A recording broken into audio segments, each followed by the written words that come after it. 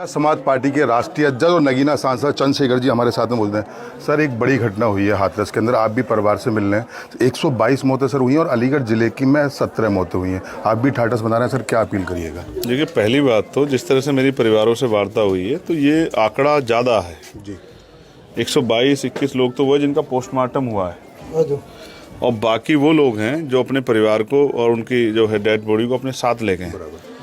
तो हम ये कोशिश करेंगे, और मैं आपके चैनल के माध्यम से भी कह रहा हूँ कि जिनके परिवारों में हादसे हुए हों वो अपने जानकारी को, अपनी जो है वो इन्फॉर्मेशन जो है ना वो पंजीकृत कराए भीम आर्मी आज़ाद समाज पार्टी के जिला कार्यालय पे, जिससे कि हम सरकार के सामने सही आंकड़ा रख सके और पता लगे कितने लोग जो हैं इस हादसे का शिकार हुए हैं। बड़ी बात यह है, एक चीज़ और जो स्पष्ट हो गई वो ये है कि अंधविश्वास पाखंडवाद में घुसने का अंतिम जो फल है वो यही है कि उस जान गंवानी पड़ेगी। तो अंधविश्वास पाखंडवाद से भी समाज बचे, इसमें बेहतराई है किसी बाबा की नहीं, बाबा साहब अम्बेडकर के रास्ते पे चले, माननीय काशीराम साहब के रास्ते पे चले, तभी जाके मुझे लगता है कि जीवन में उनका बदलाव हो सकता है। भैया, बाबा पर अभी तक कोई FIR भी नहीं हुई है। एक आयोजक था, 1 लाख का नामी था, उसको गिरफ्तार कर लिया।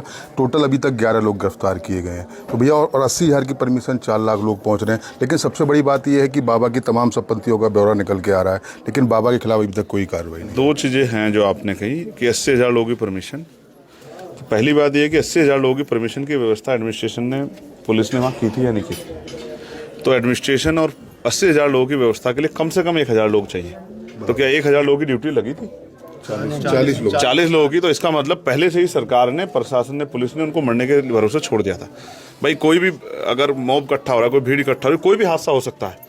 तो पहले एडमिनिस्ट्रेशन को 80,000 लोगों की परमिशन की व्यवस्था के क्या उन्होंने की, ये भी इसके बारे में जवाब देना चाहिए। तो ये इंटेलिजेंस का, LIU का, पुलिस का, प्रशासन का और सरकार का फेलियर है। सरकार को अपना भी मुंह साफ करना चाहिए कि ये उनका फेलियर। दूसरा, बाबा के पास संपत्तियाँ है, तो बाबा अगर मुझे सुन रहे हैं तो वो अगर वास्तविकता में कोई बाबा हैं और अगर वो मानवता से प्रेम करते तो बाबा को चाहिए कि इन परिवारों की खुद से आगे बढ़ के मदद करें। FIR नहीं लिखी जा रही है, ये FIR, सारी FIR सरकार ने लिखी है। तो पुलिस और सरकार क्यों बाबा को बचा रही है, पुलिस और सरकार जानती होगी। ये इसके लिए मुख्यमंत्री को जवाब देना चाहिए। लेकिन मेरी ये मांग है सरकार से, सरकार कम से कम 25-25 लाख रुपए का मुआवजा इन परिवारों को दे, प्लस बाबा को कम से कम 1-1 करोड़ रुपए का मुआवजा इन परिवारों को देना चाहिए, क्योंकि ये सब बाबा के विश्वास में वहाँ गए थे। और अगर बाबा आज उनसे मुंह फेरते हैं तो समाज जो है आने वाले समय में ऐसे सभी बाबाओं को सबक सिखाने काम करेगा। भैया, एक लास्ट सवाल और चलते चलते आपसे लूँगा।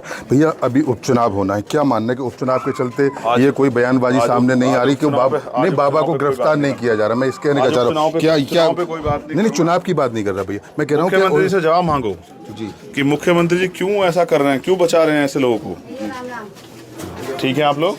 ठीक है। देखिए, ये थे हमारे साथ में भीम आर्मी के राष्ट्रीय अध्यक्ष चंद्रशेखर जी, जो अभी पीड़ित परिवारों से मिलने के लिए आई और इन्होंने साफ तौर से यही कहा है कि सरकार को इनको 25-25 हज़ार का मुआवजा देना चाहिए। लेकिन सबसे बड़ी बात कि एक जो अपील की गई, इन्होंने कहा कि इस तरीके से पाखंड से लगातार इन लोगों को बचना चाहिए, क्योंकि बाबा कभी भी इलाज नहीं कर सकता। जिस तरीके से बाबा को परमात्मा का रूप दिया जा रहा है, बाबा एक ढोंगी है।